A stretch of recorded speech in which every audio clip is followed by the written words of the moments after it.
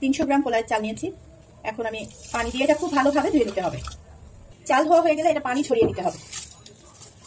শুকিয়ে নেওয়ার জন্য আমি এভাবে রেখে দেবো কিছুক্ষণ। আমি একটি ফুলকপি কেটে নিব। তো এখান থেকে আমার যতটুকু প্রয়োজন আমি ফুলকপি নিয়ে নিচ্ছি, যে এতটুকু চালে কতটুকু লাগবে বা দিলে ভালো হয়। বড় বড় ফুলকপিগুলো আমি মাঝখান থেকে কেটে নিব, এই সাইজ করে রেখে দিব। এগুলো ধুয়ে নিব। এবার খুব সামান্য পরিমাণ জায়ফল আর জয়ত্রী, দেখতে পাচ্ছেন খুবই অল্প পরিমাণ নিয়েছি, এটুকু গুঁড়া করে নিব। এটা আমি গুঁড়া করে নিয়েছি। এবার যেটা করতে হবে, ফুলকপিটা মাখিয়ে রাখতে হবে মশলা দিয়ে। এই বিরিয়ানিটা করার জন্য 1/2 কাপ পরিমাণ টক দই লাগবে, তো 1/2 কাপের অর্ধেক ফুলকপিটা দিব। এখন এর মাঝে এই জায়ফল আর জয়ত্রী গুঁড়াটা দিয়ে দিব। এখন এর মাঝে দিব গরম মশলা গুঁড়া, ভাজা গরম মশলা গুঁড়া, মানে আধা চা চামচ পরিমাণ আছে, দিয়ে দিলাম। 1 চা চামচ পরিমাণ চিনি দিব, স্বাদ অনুযায়ী লবণ। এবার ফুলকপিটা মেখে নিব।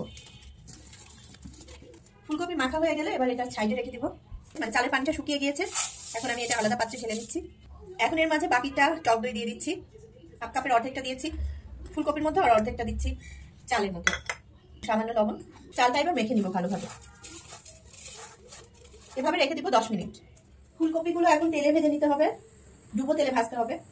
তো তেল দিয়ে দিয়েছি, আর এই ফুলকপিগুলো 15 মিনিট মতো আমি ম্যারিনেট করে রেখেছিলাম, এটা দিয়ে দিচ্ছি।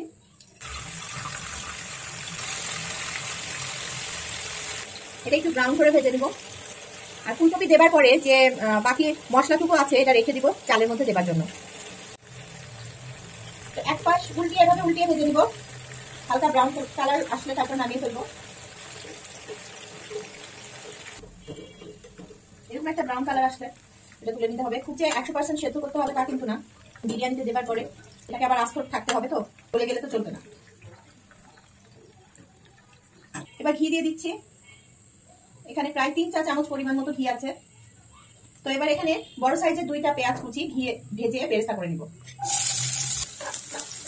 ভাজা হয়ে গেলে এগুলো তুলে নিচ্ছি।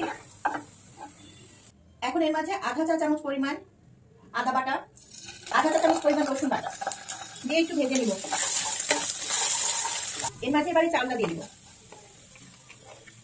ফুলকপি ভাজতে যে সময় লাগছে তার মাঝে চালটা যত সময় ম্যারিনেট করা ছিল এতটুকুই আমি রেখেছি। তো এবার চালটাকে ভেজে নিব। চালটা খুব অল্প তেলে ভাজতে হবে। তো এখানে তো ঘি দিয়েছি, ওই 3 চা চামচ পরিমাণ যে ঘি দিয়েছিলাম পেঁয়াজ বেরেস্তা করার পরে যতটুকু বাকি ছিল সেটুকু দিয়ে চালটা ভেজে নিব। প্রায় চালটা ভাজা হয়ে গিয়েছে, এই যে ঝরঝরার মতো মনে হচ্ছে আমার কাছে। দিয়ে দিব আধা কাপ পরিমাণ দুধ, গরম দুধ দিতে হবে, এবং রান্নার জন্য গরম পানি। চালে ডাবল পানি দিতে হয়, তো দুধের পরিমাণ অনুযায়ী পানিটা একটু কম দিয়ে দুধ দিয়ে ডাবল করে দিতে হবে। এর মাঝে আমি এখন ফুলকপি থেকে বেঁচে যাওয়া মশলাটা দিয়ে দিচ্ছি। এর মাঝে যেহেতু গরম মশলা আছে তাই আলাদা করে পোলাওয়ের মধ্যে কোনো গরম মশলা দেওয়া হয়নি।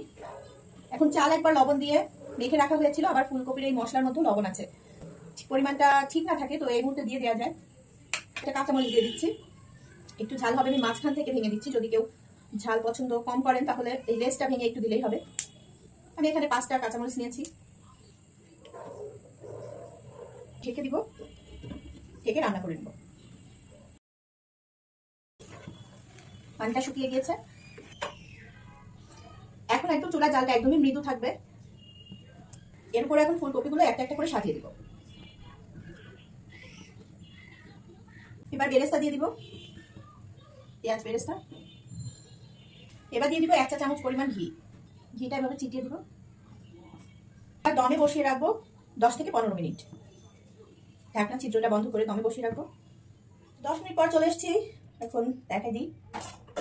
খুবই সুন্দর একটা স্মেল বের হয়েছে। আমি একটু গরম গরম খাবো এখনই। অনেক ঝরঝরা হয়েছে, ঠান্ডা হলে আরো ঝরঝরা হবে। টেস্ট করে বলতেছি, আসলে দারুণ হয়েছে ফুলকপি,